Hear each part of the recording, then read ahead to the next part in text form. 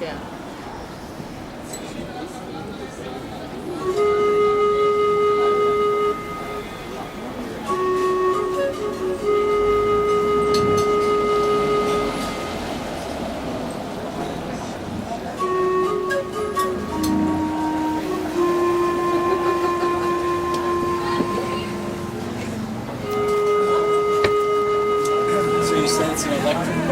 It is, yes. Does this part flood? Yes, so all of Oxford is built on a floodplain. It's all very flat here. If you look at Oxford, a map of Oxford from above, you can see lots of little streams coming off and on, which is, you know, sort of remnant of that. There's a lot of little islands, really, in the marsh. And it does still flood occasionally. There's a huge floodplain upstream where most of the water goes in the winter. But yeah, if it gets too bad, then the bit just above the next lock in Osney, that can flood. There's Osney Island up there. It's a lovely place to live, except for the flood risk, so they're the first ones to go.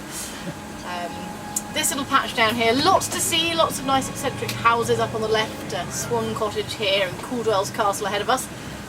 But this is actually where Oxford got its name from. We think this was the ford 1,000 years ago. This was part of a drover's route, so people would bring their animals across the river here. And for a long time there was a cattle market on the north side, so that was the town there. This is the main south entrance into Oxford, it always has been. So you can see various older bridges here. Of course we had the ford 1,000 years ago, but then the Normans came along in 1085 and built the Grand Pont, so a bit of French influence there, big bridge.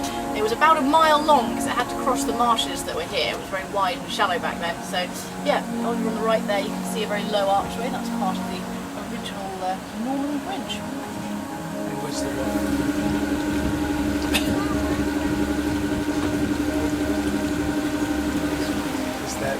One of the reasons for the electric boat?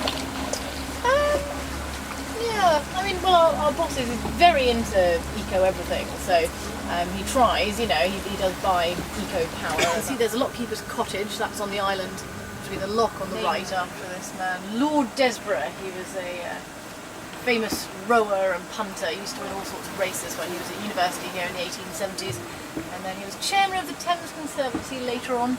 So he was the one who had the cottage built and restored the lock and things.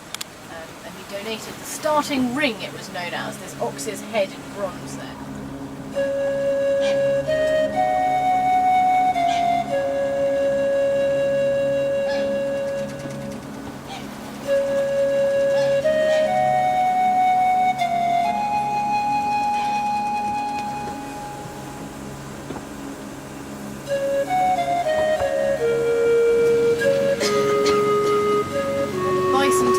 Bumps a few years ago, and the St John's barge, which is the best preserved one, was brought back upstream just for that occasion. So the Linacre College here, they will paint their oars different colours, so swap. Very casual.